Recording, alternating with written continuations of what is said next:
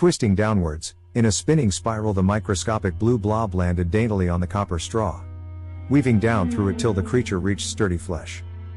Perhaps happily, or just greedily, the tiny speck bit down onto her scalp. Then the pain came. A throbbing ache of burning fury that engulfed her scalp, and the speck grew in size. Feeding on the spiritual energy, the spider sent out a fine silken web, leaving some in the girl's hair. The now larger speck moved on in search of its next host. Tiffany fell to the ground, her hand over her mouth, a wave of nausea rolling up into her stomach to threaten every beef burrito in her gut. Her head pounded beyond comprehension, and she thought she was about to die. That's when she heard the voice of a man years dead. Tiffany couldn't take it. It wasn't real, this sudden pain, and now. God, she was dying. Get a grip. You're not dying, not yet. The voice said with his normal irritation at her over-exaggerated assumptions. The pain will fade soon. First you need to break its hold on you.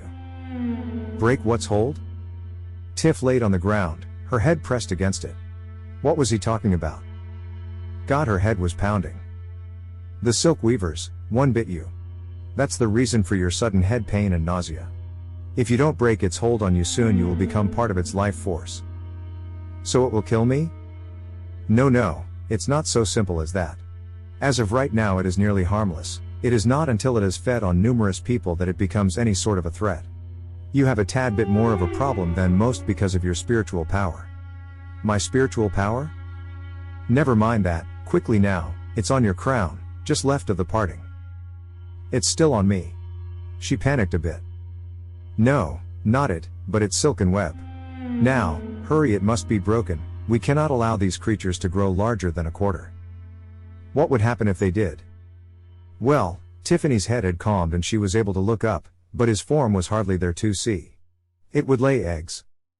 Tiffany saw a small blue spider scurry across the roof behind him and she frowned, noticing the size of its body. Let's just say we were too late for that, then what?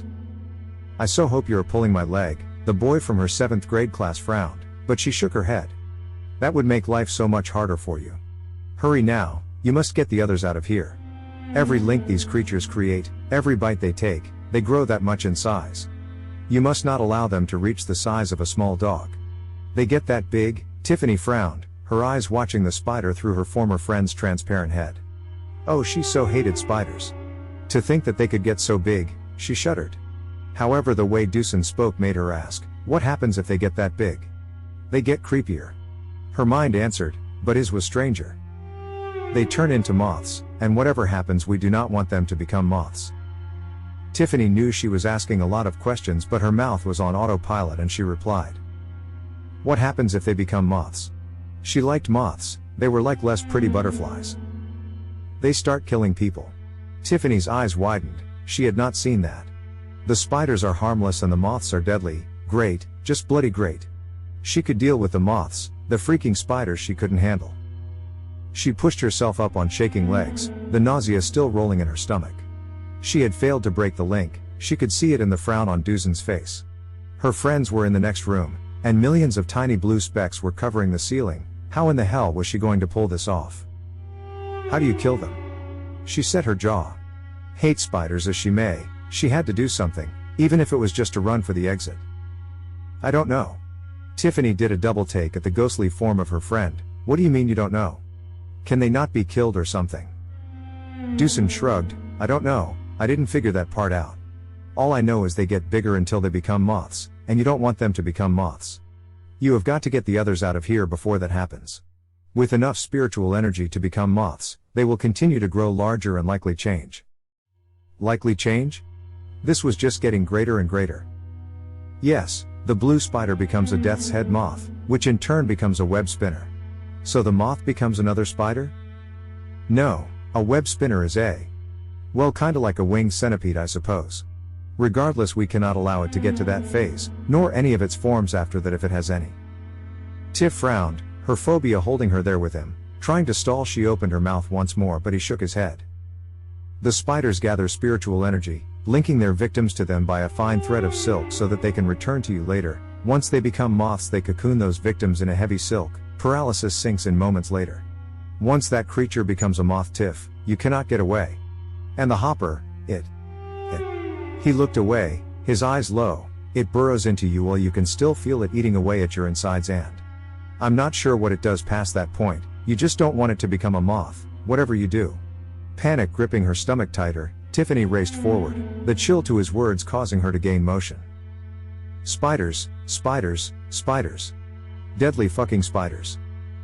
The creatures dropped from the ceiling trying to land on her head as she raced past, but she didn't stop. Didn't stop even once she had made it into the room with her friends, rather she ran smack dab into one of them, watching the shocked look upon his face as he went backwards out the window.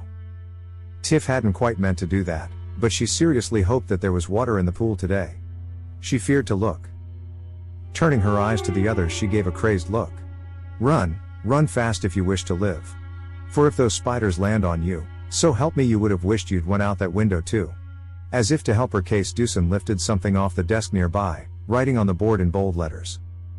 Beware the spiders that drop down from above, one bite shall surely drive you mad. The poison within shall eat your flesh and kill you fast. For some reason that had people panicking in a way Tiffany hadn't managed, and her friends all raced out. Blue specks raining down from the ceiling like a downpour. But she couldn't do any more than watch as one by one they landed, a few hitting their mark while others managed to escape. Screams came from the few who had been too fast or too slow. Tiffany looked at the writing on the board. Is it true? He smirked. Nope, it hurts like a motherfucker if they bite you, but aside from that I lied. You shall be fine so long as they do not feed any more than that. He looked out. Tell them to brush off their head and keep running. Why me? They can't see me. Why do you think they panicked so badly when I picked up the chalk? Tell them. Oh.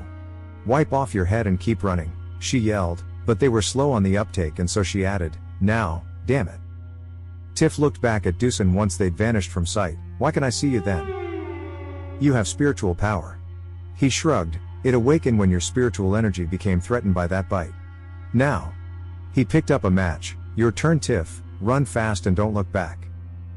What are you going to do? I'm going to attempt arsenal if I can manage it. But don't get sentimental, it's not like it will kill me. He glanced down at his transparent form with indication. Now run. Tiff reached out to grasp his hand, but hers went through his. She froze. I can't, I'm terrified of spiders. He sighed, reaching out a hand to take hers back, and this time his hand was solid enough to grip. Come, he pulled her, I'll take you. Without another word he pulled her forward, and closing her eyes she dashed out into the moving blue room. Suddenly his hand let go of hers and Tiff opened her eyes to find that she was outside. Turning, she looked back at him standing in the doorway of the spider-filled building. Will it kill them? She whispered, looking down at the match. I hope so. Can I ask you something? Anything. You don't seem to know if these things can die. She frowned. But how is it you know so much about what they do? Because, Deucin looked at her point blank and spoke, his words hollowed ice, the spinner killed me.